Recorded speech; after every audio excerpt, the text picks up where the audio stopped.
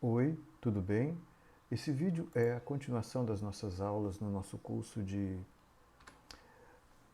aplicação e uso da virtualização. Nós estamos dando continuidade na aula 6 a falar sobre containers. Essa é a segunda e última parte onde a gente fala sobre containers. No entanto, eu gostaria de hoje, no início desta aula, tentar solucionar algumas questões que me foram trazidas por e-mail por alguns colegas, especialmente no uso do Vagrant. Na aula anterior, que foi uma aula síncrona, essas dúvidas foram levantadas. E essas dúvidas, acabou que eu não fiz um vídeo para poder explicar, eu resolvi incluir nesta aula para poder discutir e apresentar a solução para vocês. Depois eu vou fazer uma introdução para explicar como é que funciona o Docker, que é um container engine mais conhecido e utilizado atualmente. A gente vai perceber que o Container Engine Docker necessita muito do uso de imagens. E essas imagens não são como imagens de máquinas virtuais. Imagens de máquinas virtuais dependem de uma imagem de sistema operacional para que elas possam ser construídas. E elas, na verdade, são a representação abstrata de uma máquina. E uma imagem de um container é uma representação abstrata de um processo ou de um programa.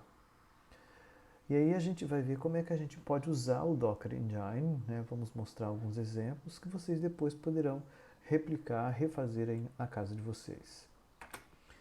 Bem, a primeira dúvida que surgiu, a principal dúvida na verdade, né, que surgiu foi quanto ao uso do Vagrant. Muitos perceberam que quando vocês tentavam provir, ou seja, provisionar, ou seja, tornar um box executável, virar uma máquina virtual, muitos tiveram um erro de acesso a essa máquina criada pela box. Para entender o que é esse erro e como solucionar, me perdoem aqueles que já conhecem sobre isso, mas é importante para aqueles que não conhecem. Este erro ocorre por conta da maneira como nós estamos acessando a máquina virtual. Por default, o Vagrant entende que a máquina virtual, que nessa figura pode ser representada como SSH Server ou servidor, é uma máquina e provavelmente lá tem alguma coisa que lhe interessa, por isso você quer acessá-la. Então, o Vagrant entende que toda máquina virtual que você cria via Vagrant pode ser acessada remotamente por qualquer outra pessoa, por algum cliente. E isso obrigatoriamente tem que ser feito por meio de um protocolo de segurança, o SSH, ou Secure Shell. A ideia do Secure Shell é permitir que essa comunicação entre um cliente e um servidor, ou seja, entre o cliente e a máquina virtual, seja feita de forma segura. Para fazer, ele usa de duas primitivas ou de duas operações: a encriptação ou a criptografia e a decriptação ou a decriptografia. Então, quando ele faz o pedido para se autenticar no destino, esse pedido é encriptado e tem que ser decriptado pela máquina virtual, pelo servidor. Só que para decriptar, o servidor precisa conhecer a chave que está sendo usada pelo cliente, chave ou senha que está sendo usada pelo cliente. E aí que está o grande problema.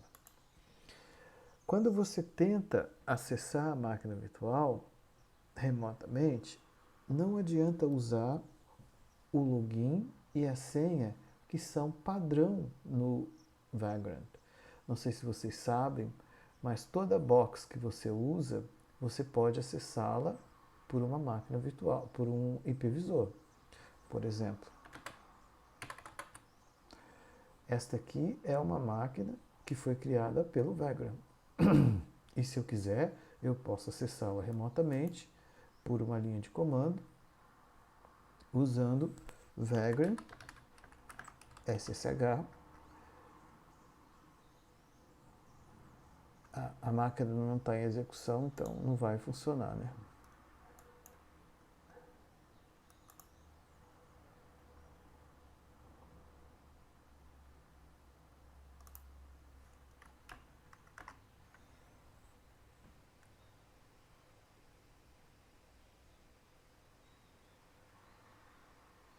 Bem, enquanto está carregando aqui, porque a máquina virtual demora um pouquinho, se bem que o ideal seria eu, deixa eu encerrar aqui, eu vou iniciar com o Vagrant SSH, o Vagrant Up. Vou deixar essa máquina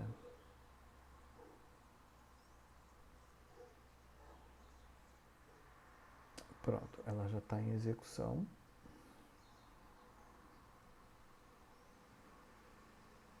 Ele está fazendo a autenticação, está usando a chave ou as senhas que foram providas do cliente para a máquina, né? Entenda que essa janela aqui é o cliente tentando acessar a máquina virtual, que é essa daqui que está sendo rodada aqui no VirtualBox.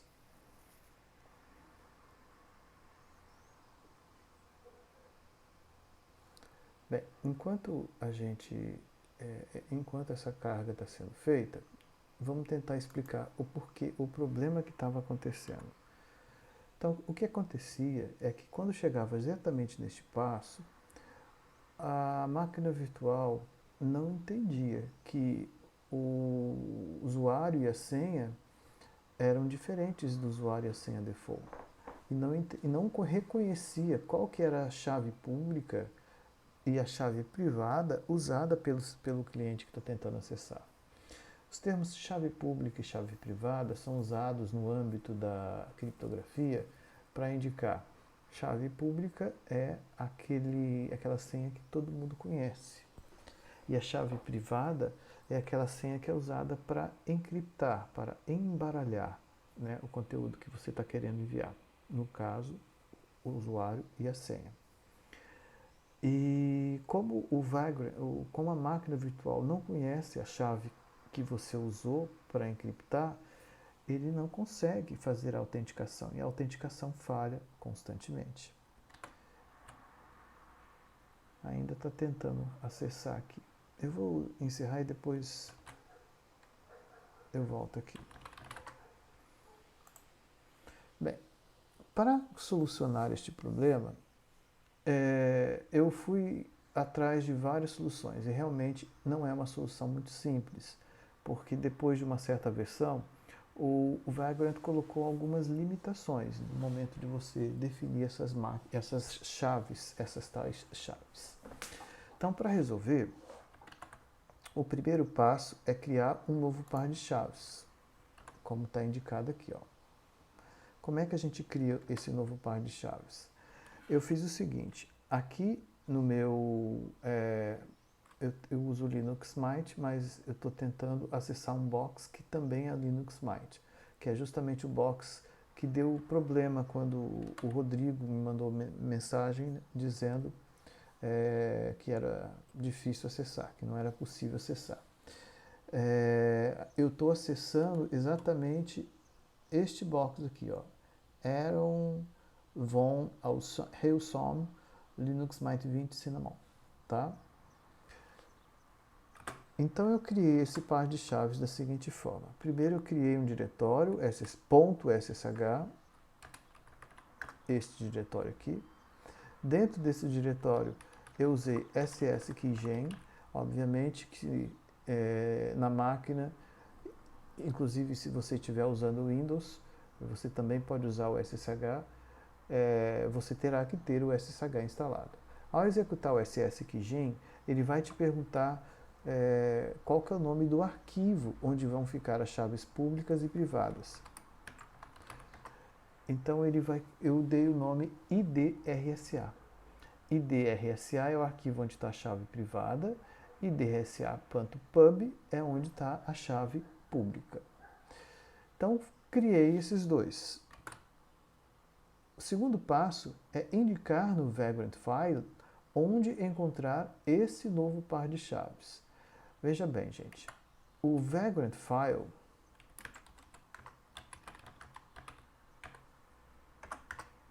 que é esse arquivo aqui, ele é automaticamente criado quando você executa o Vagrant init.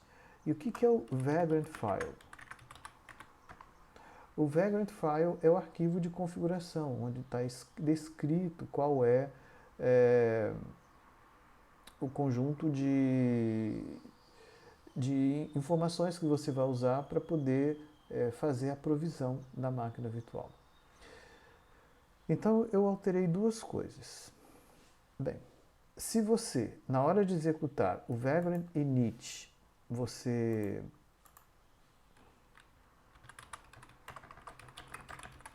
passa o nome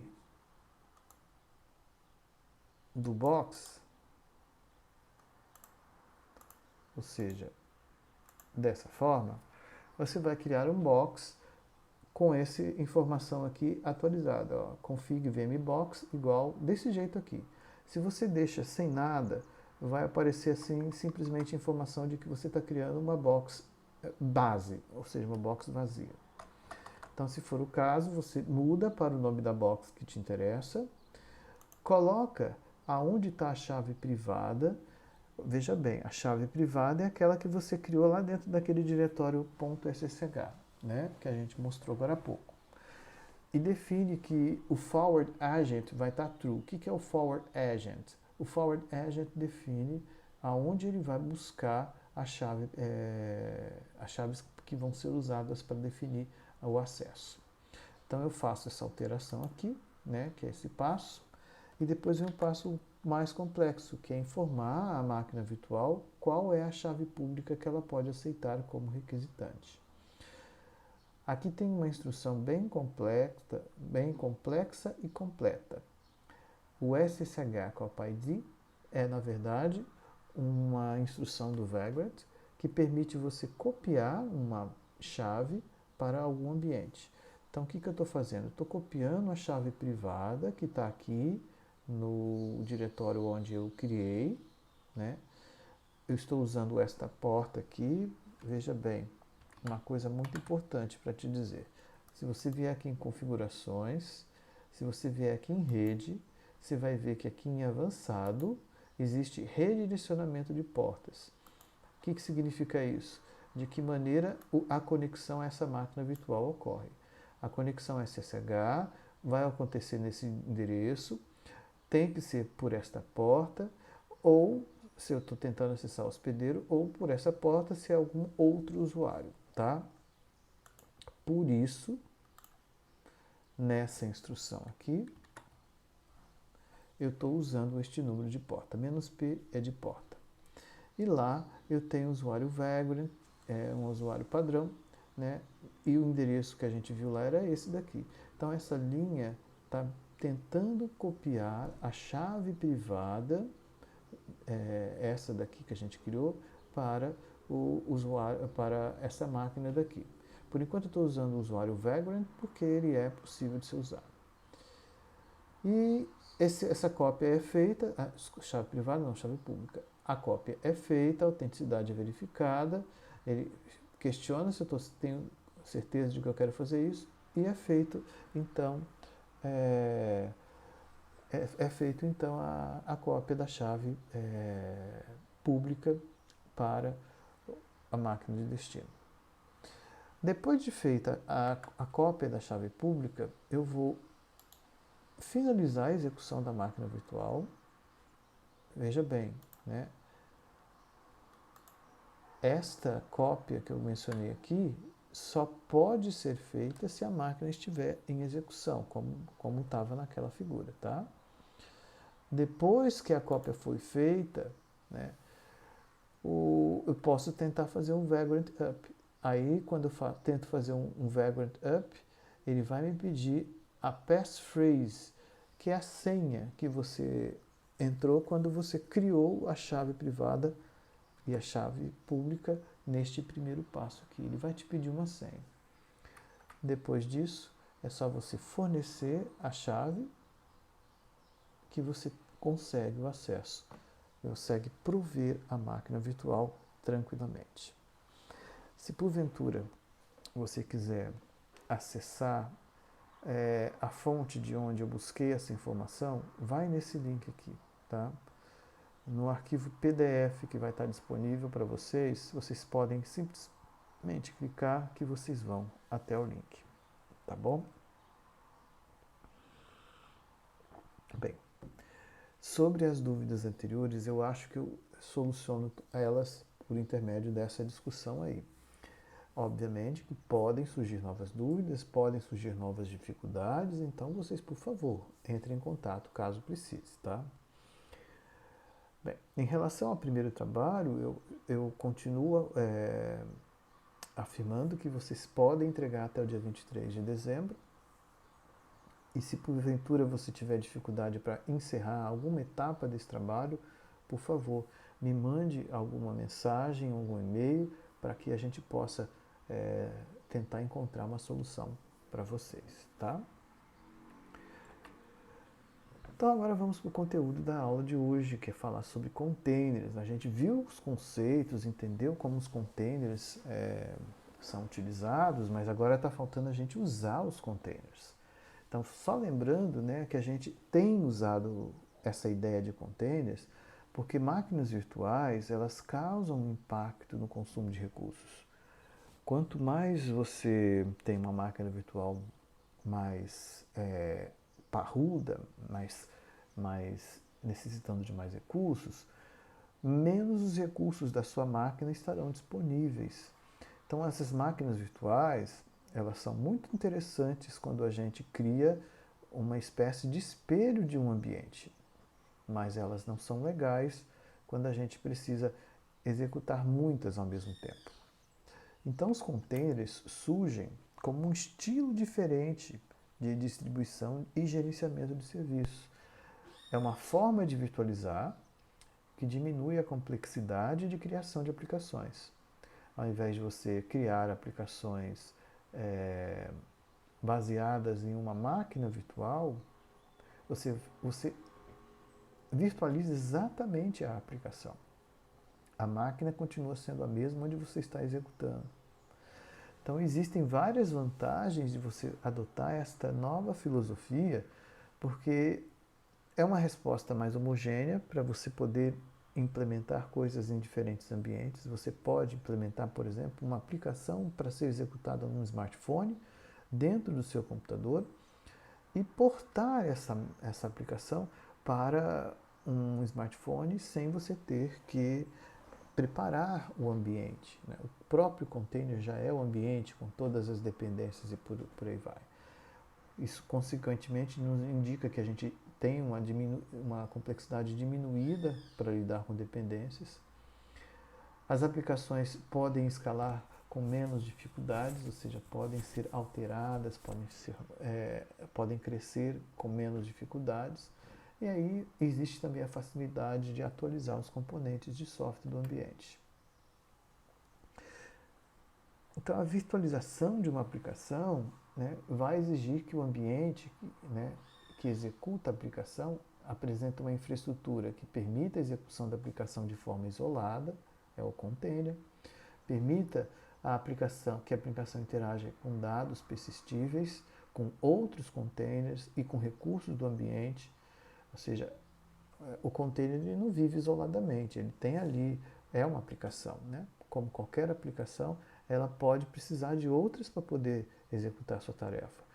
Como, por exemplo, seria um Acrobat Reader se não existisse uma aplicação que gerenciasse uma impressora. Como seria, por exemplo, um PowerPoint se não existisse uma aplicação que renderizasse imagens, por exemplo. Então, essa infraestrutura que permite que os containers possam trabalhar é o que a gente chama de Container Engine. E o Container Engine mais conhecido é o Docker.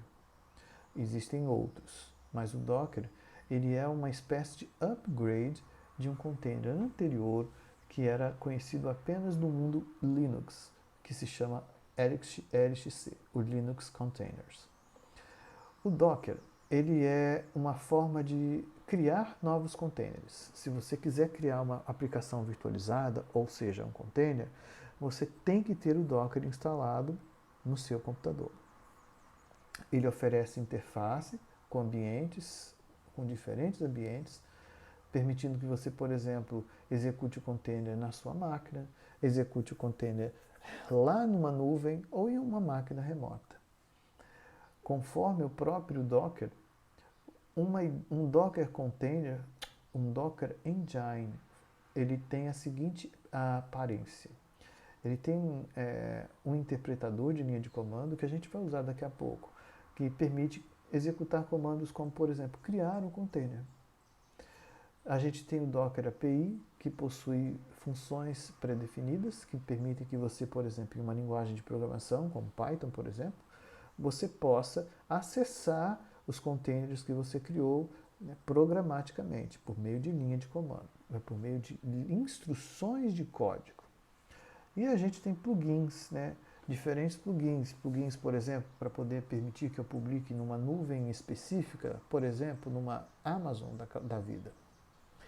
E o Docker Engine, ele tem algumas funcionalidades importantes, como a possibilidade de distribuição, a orquestração entre diferentes containers, a criação de volumes.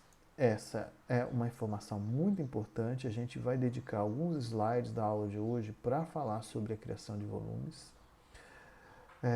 O containerd, que é um daemon que fica executando constantemente, que interpreta as instruções executadas.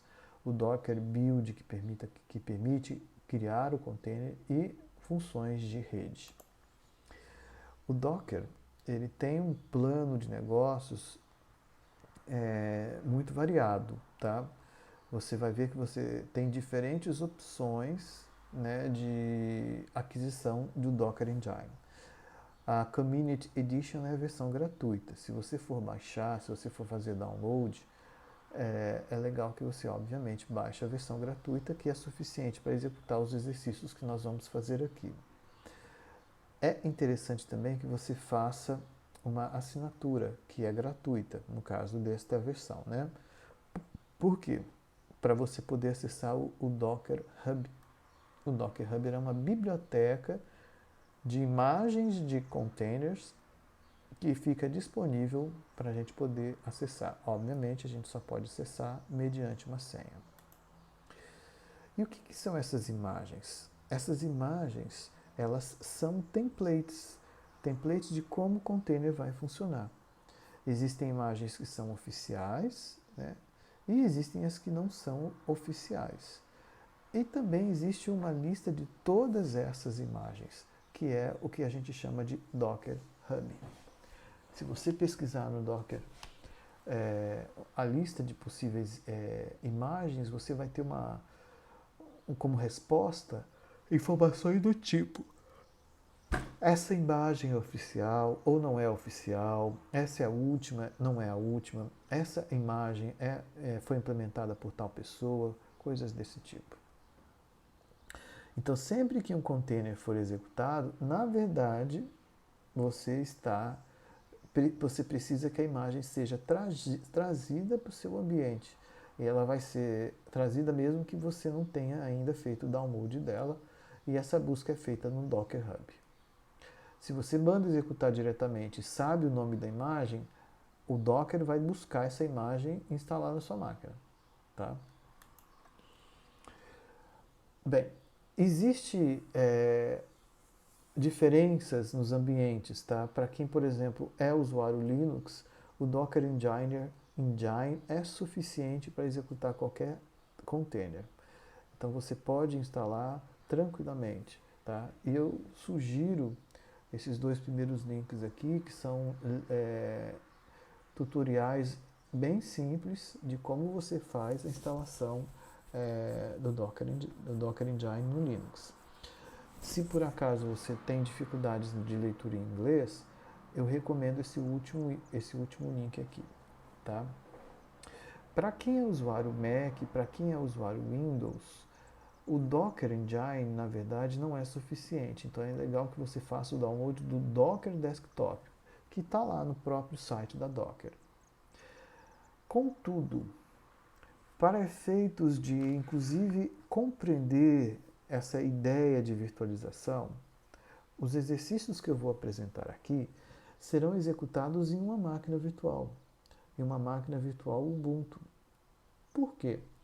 Primeiro, você vai perceber que uma máquina virtual, que é um elemento virtualizado, pode conter outro elemento virtualizado, que é o Docker. E é assim que geralmente funciona. As máquinas virtuais podem ser a base para que containers sejam executados.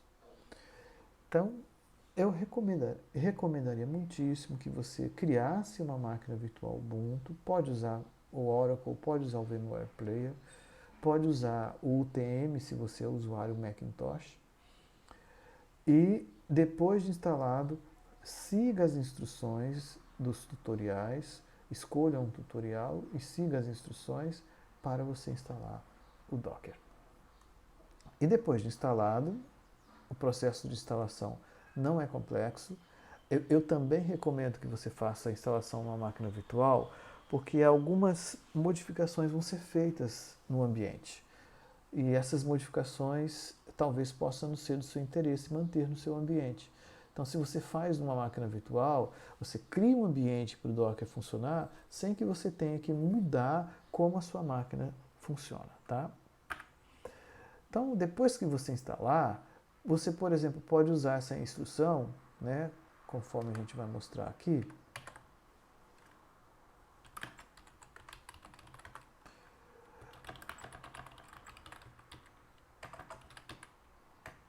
Eu estou querendo buscar lá no Docker Hub todos os containers, ou melhor, todas as imagens que podem lidar com o Ubuntu.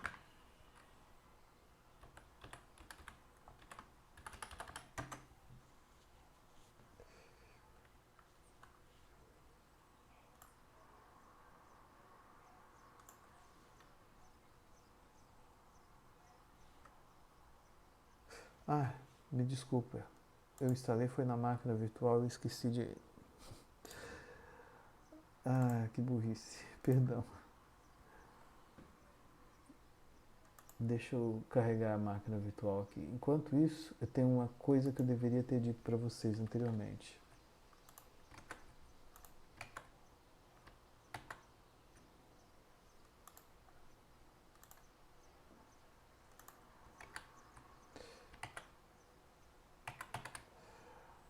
Uma coisa muito importante aqui.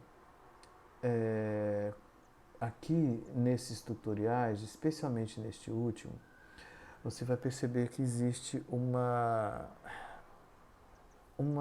é, uma instrução de como você permite que as execuções do Docker Engine não necessitem ser feitas por um superusuário, ou seja, retirar este sudo aqui. Eu resolvi não retirar porque seria uma complicação a mais que a gente teria que ter. Eu não vejo nenhum problema para mim de incluir o sudo, mas se você quiser que não tenha que ser um superusuário para executar as instruções, siga o que está indicado lá neste site, tá? Deixa eu ver se a máquina virtual já carregou. Já carregou.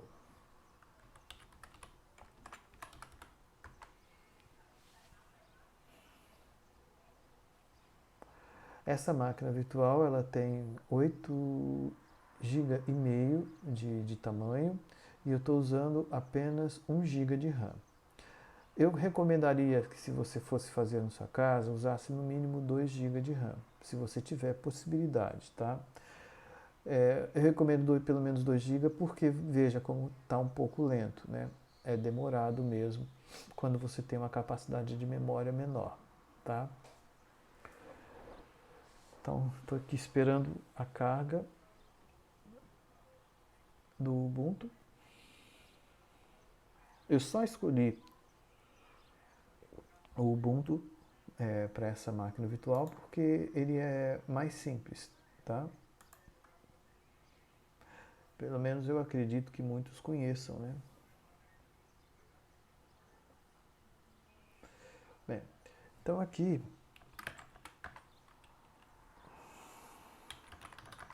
se você executar sudo docker search Ubuntu, você vai ter como resposta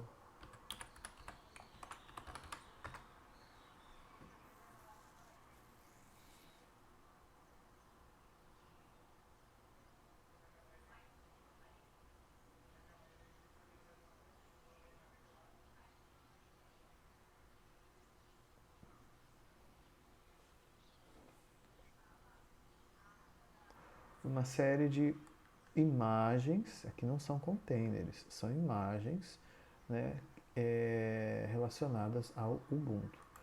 Eu peço que você preste atenção que algumas imagens, elas não são só o sistema operacional. Por exemplo, olha aqui, essa imagem aqui, que se chama Ubuntu SSHD. Ela tem já o SSH instalado, o serviço instalado, né, para você. Outra imagem aqui, que já tem o Apache e o PHP instalado. É o Ubuntu 16, Apache PHP 5.6. Tem muitas com PHP, com Apache, tem muitas Ubuntu 16, tem poucas com Ubuntu versões de Ubuntu mais atuais. Então, se você quiser executar alguma aplicação baseada em Ubuntu, algum container baseado em Ubuntu, você pode executar alguma que esteja disponível aqui, tá?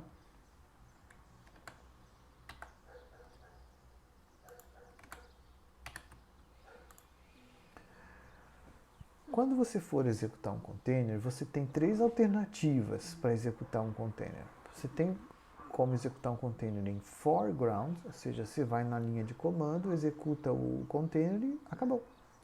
Você tem o background, você mantém o container executando constantemente em background ou em segundo plano. E tem a terceira forma, iterativamente, quando você pode informar, ou seja, passar algum parâmetro, algum valor para o container. É interessante a gente falar dessa forma iterativa, porque veja bem, a gente está falando de virtualização. O que é virtualizar uma aplicação na forma de um container? Você transforma a aplicação numa unidade só. Ou seja, essa unidade ela não consegue se comunicar com o seu computador normalmente. É como se fosse uma entidade isolada. Também não consegue se comunicar com outro container ou outra aplicação. A não ser que você tenha programado o container tenha sido programado para que haja essa interatividade. Essa interatividade ocorre, conforme a gente vai ver daqui a pouco, quando a gente provê a possibilidade de acesso ao Docker.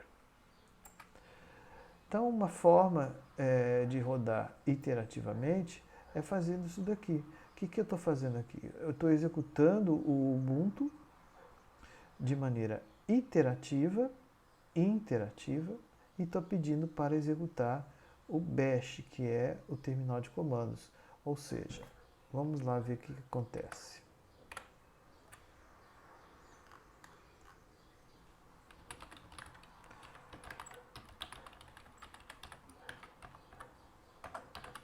Docker run, eu estou executando um container. Docker run -it, eu estou executando um container iterativamente. E eu estou querendo executar o Ubuntu interativamente, supondo que este container permita. E eu estou passando para este container, ou melhor, para esta imagem que vai se transformar no container, a instrução bash, que pede que eu abra um terminal de comandos exatamente para este Ubuntu. Então, ao fazer isso, essa mensagem aqui indica que a imagem Ubuntu não existe localmente nesta máquina. Então, ele está buscando a imagem Ubuntu para a minha máquina. Lembre que eu falei para vocês, né, que quando eu executo um container, a imagem tem que estar disponível. Se ela não estiver, o próprio Docker faz o download dela. E é isso que está acontecendo. Quando a gente não diz claramente qual é o tipo da imagem que a gente está buscando, ele entende que eu vou buscar a última, a mais atual.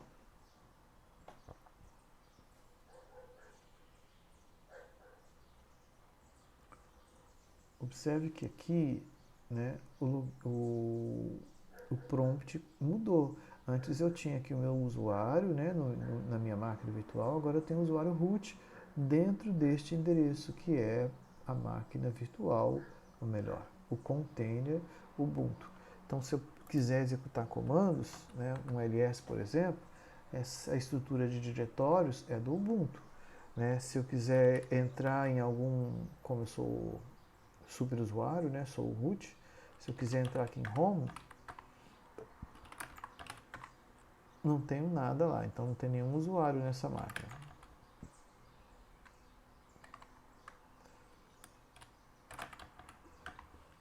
Se eu entrar lá em bin, eu já tenho algumas coisas. Olha, tem um browser, tenho o editor de páginas, eu tenho várias coisas que já estão, sempre são instaladas naturalmente. E aqui eu saio do bash, ou melhor, e volto para o meu usuário. Ou seja, depois que aconteceu isso, o container não existe mais. Na verdade, o container não pode ser mais utilizado, porque eu já executei. E é isso que eu estou querendo dizer aqui, nesse outro slide.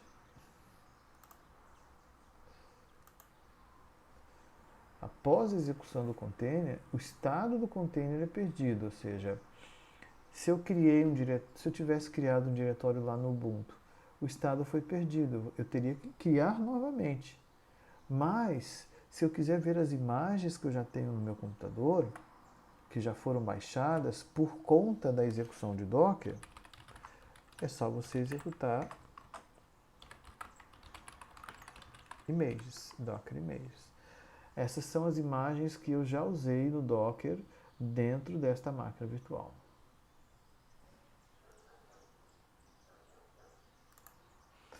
Da mesma forma, é possível também identificar o que já foi executado. Aquilo que eu coloquei aqui são todas as imagens que já foram buscadas, que estão disponíveis. Se eu executar o Ubuntu de novo, ele não vai responder que não foi identificado localmente. Ele vai dizer que existe já. Tá? Então, se por acaso eu executar sudo docker ps-a, ele vai me mostrar todas as execuções de containers que eu tive no ambiente. Alguns, esse aqui foi mais recente, né? Alguns mais anteriores, né? E esses imagens são as imagens do jeitinho, esses nomes que estão aqui são as imagens do jeitinho que estão lá no Docker Hub.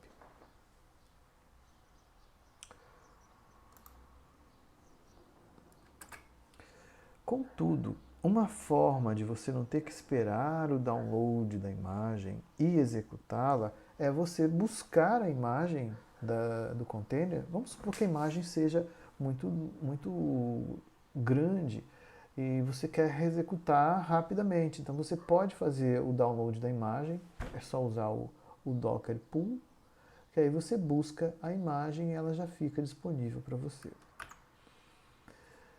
E existe também a possibilidade de você executar em background. Quando você executa em background, você mantém esse container na lista de containers em execução. Por enquanto, aqui, ó, se eu fizer um sudo docker ps, tá vendo que não tem nenhum processo, não tem nenhum docker em execução? Mas se eu fizer sudo docker run -d, por exemplo, Redis, que é uma máquina, que é um container, ele vai executar o Redis para mim. E se eu executar o sudo docker ps, agora o Redis está lá em execução. Ou seja, né, está rodando em background. Às vezes, quando você tem Dockers rodando em background, você pode ter muitos... são como processos, né? Processos como no sistema operacional. Você vai ter muitos Dockers rodando em background e torna o seu ambiente carregado. E aí você não pode não entender por que existe uma certa limitação, né? Então é bom você averiguar os containers que estão em execução no momento, é o que nós fizemos agora. E se por acaso você tiver dúvidas sobre os containers, você pode fazer uma inspeção nos containers. Esse Redis que a gente executou aqui agora há pouco, se eu tiver alguma dúvida sobre ele, sudo docker inspect Redis,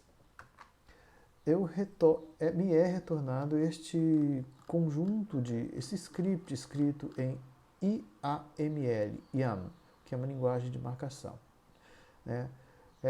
Há informações que são incompreensíveis, né? O ID, os digests, o identificador do container, mas existem informações que podem ser interessantes, né? Por exemplo, a versão, de onde foi feito o download, que comando é feito assim que o Redis é executado, se existe algum diretório onde os dados são guardados e por aí vai, né? Isso aqui é a informação do que é o container em questão. Agora nós vamos passar por um problema que é um problema, digamos, central quando a gente fala de container. Lembra que eu mencionei agora há pouco que containers são entidades isoladas, né? Containers, eles são aplicações... Só um instantinho.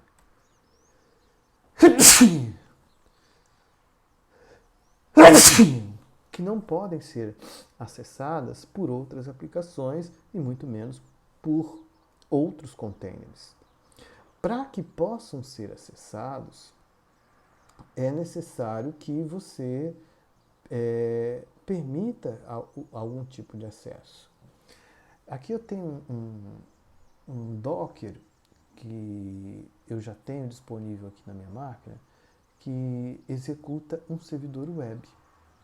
Você vai perceber, eu vou mantê-lo executando em detested mode, ou seja, em background, e você vai perceber o que vai acontecer.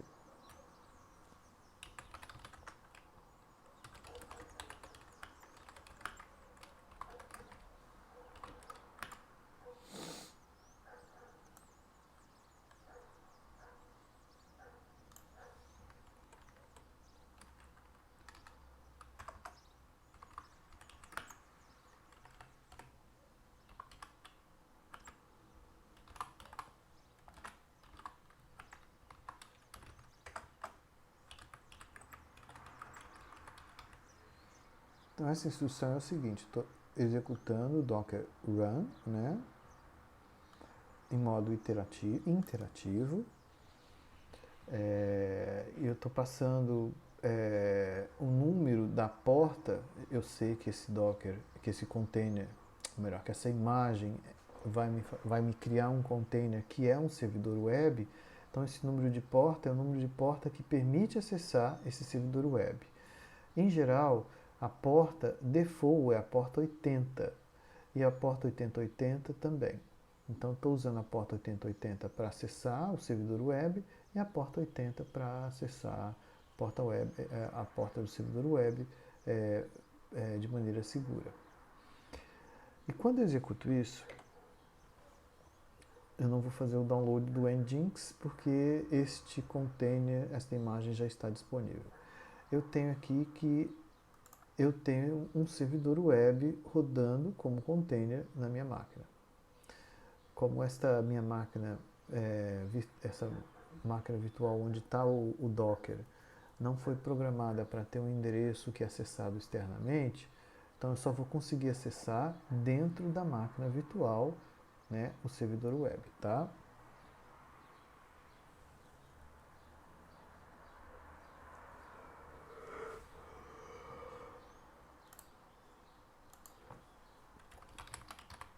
Então, acessando localhost 8080, aparece essa mensagem. O que significa? Significa que o Nginx foi instalado com sucesso nessa máquina. Foi mesmo, porque esse servidor, né, nos diz isso. Então essa é uma primeira maneira de acessar um container. O container está rodando em background, né, e eu estou acessando o servidor web que tem nela. Mas, como eu disse já, e vou reforçar novamente, containers trazem ambientes propostos, mas que precisam ser configurados. Por exemplo, a página inicial desse servidor web talvez não seja do interesse, né, dos usuários que seja apenas aquela mensagem. É importante, de repente, que eu personalize a página desse container para que ela possa ter algum sentido, né, para que alguém possa acessar e fazer algum sentido. Só que aí nós temos um grande problema. Como containers são ambientes isolados, como é que eu vou me comunicar com esse container e dizer, olha, eu preciso acessar o seu conteúdo e alterar um arquivo que está lá dentro? Containers podem ter acessos, podem prever acessos de 4 formas. Pela criação de volumes, pela criação de bind mounts, que são pontos de montagem, né? Quando você, por exemplo, coloca um pendrive numa porta USB no seu computador, o que o sistema operacional do seu computador faz? Ele monta o pendrive. Então aparece lá no seu explorador de arquivos uma nova unidade, que é o seu pendrive. Isso se chama montar. Então ele está fazendo uma montagem e fazendo uma ligação com o endereço de destino. E existe a montagem temporária também. É uma área de memória que ela se desliga, ela se encerra automaticamente. E existe também a ideia de você se comunicar através de pipe, que é uma espécie de variável compartilhada que pode ser utilizada por diferentes containers. É como se um escrevesse e o outro fosse lá e só lesse, né? Se comunicando dessa forma. Então, considerando essas diferentes maneiras, vamos ver se é possível, por exemplo, usando bind mounts, fazer o seguinte. Eu quero mudar aquela página inicial que está aqui no Nginx. Eu quero mudar e colocar outra página. Eu posso fazer isso da seguinte maneira. Essas são as diferentes maneiras, né, as diferentes formas de se comunicar através com containers através do Docker. Primeira coisa que a gente vai fazer é parar o servidor. Então vamos lá, vamos parar o servidor. Lembre que eu esqueci de mencionar, a gente deu um nome para esse servidor, ele se chama web. Então vou dar um stop aqui, sudo docker stop web. Ele simplesmente vai dizer que web.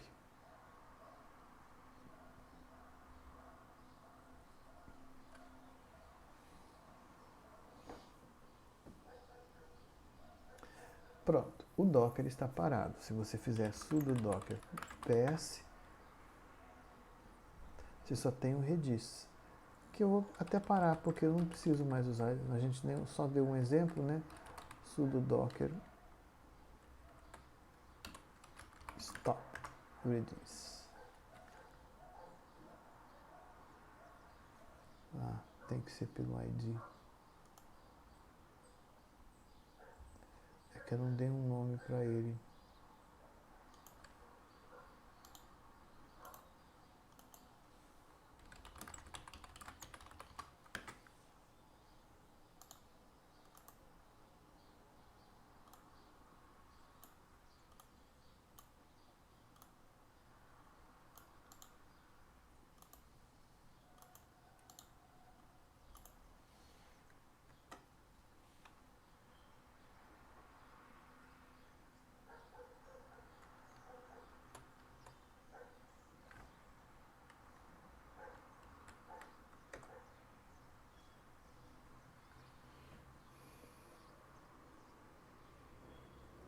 Pronto, paramos esse container.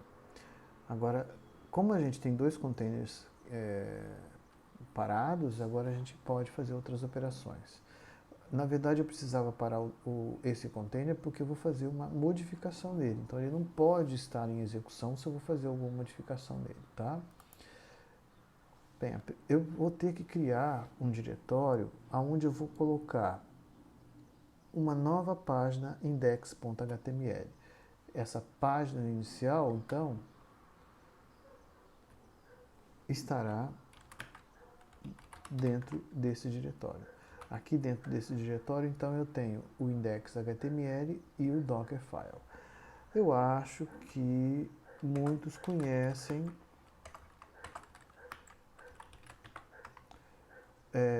HTML, mas o que eu fiz foi simples, né? Eu simplesmente coloquei aqui um título na página, coloquei uma cor, coloquei um link, coloquei um texto, apenas como exercício. Você poderia simplesmente ter colocado uma coisa bem simples, algo do tipo, ok, funcionou, algo assim. Depois que eu fiz isso, eu preciso copiar esta nova página para dentro do Nginx. Então, eu primeiro vou fazer a criação do bind mount. Eu não vou poder copiar daqui porque, infelizmente, não vai dar para copiar de dentro desse arquivo para dentro da máquina virtual, tá? Então eu vou tentar fazer daqui.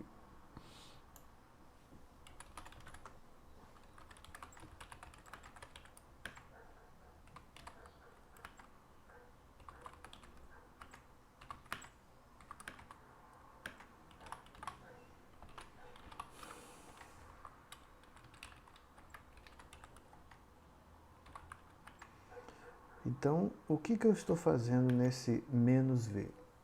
Esse "-v" eu estou criando o tal do volume. E ele está indicando que o diretório site, esse tio aqui significa que eu estou dentro do diretório do usuário local, que é o ALXveloso, e eu vou dentro do diretório local procurar o diretório site, que é onde está o arquivo que eu quero copiar. Então eu vou copiar para user share nginx/html. Bem, veja bem, por que esse diretório aqui? Quem talvez conheça o Nginx ou qualquer servidor web sabe que existe sempre uma pasta default onde ficam os arquivos HTML, tá? E essa pasta, no caso do Nginx, é essa daqui, user share nginx/html.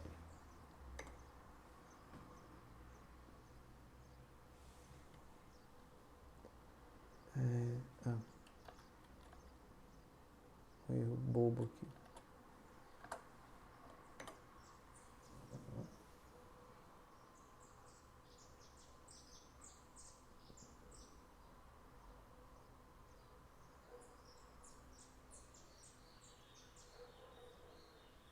Pronto. Como eu mandei executar, o servidor web deve estar ativo. Eu só vou fazer o seguinte para ter certeza que houve alteração. Eu vou limpar aqui o cache dessa máquina, o cache desse browser. Eu nunca me lembro onde é.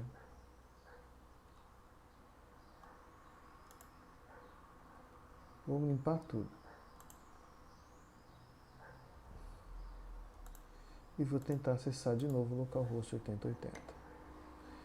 E aí ele está acessando aquilo que você copiou para dentro daquele container. Veja, o trabalho que a gente teve para conseguir copiar algo para dentro do container. Então, não é digamos, uma operação simples. Quer dizer, deveria ser uma operação simples, né?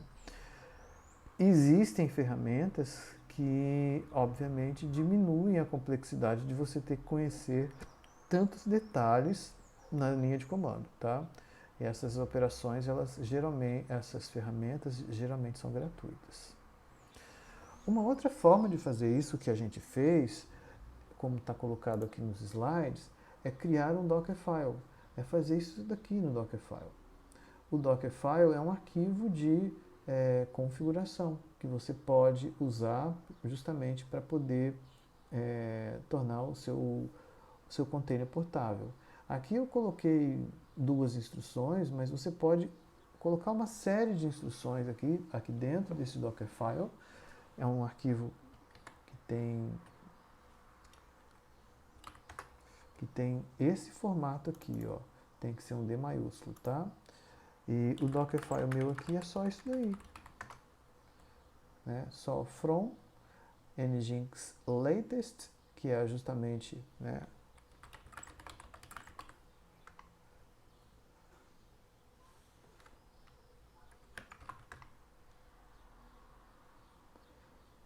nginx latest é esse daqui que a gente tem aqui. O nome latest, o tag latest é importante se você tivesse mais de um nginx funcionando aqui, tá? E você simplesmente cria o Dockerfile para permitir que você consiga, ao criar o container com alguma informação.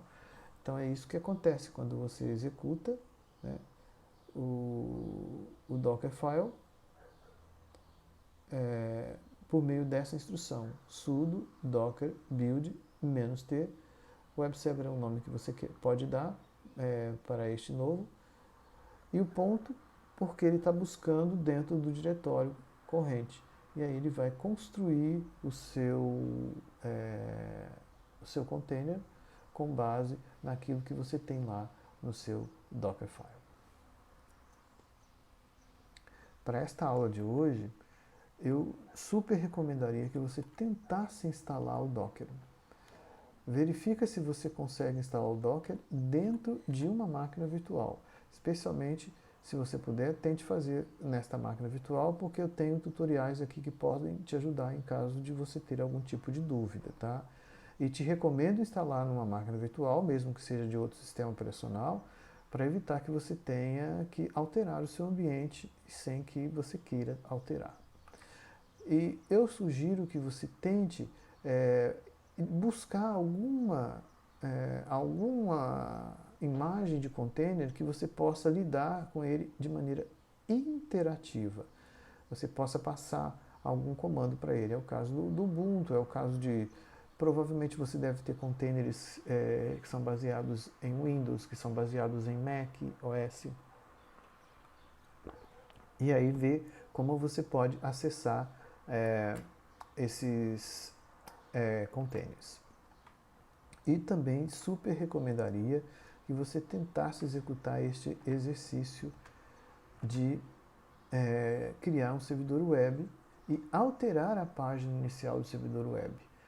Se você já conhece o Nginx tranquilamente e não sente dificuldade, experimente tentar outro sistema operacional, outro servidor web, talvez o Apache, talvez o Tomcat, talvez o IIS. Veja se você tem algum servidor web que de repente possa ser um motivo de pesquisa para você tentar fazer esse exercício.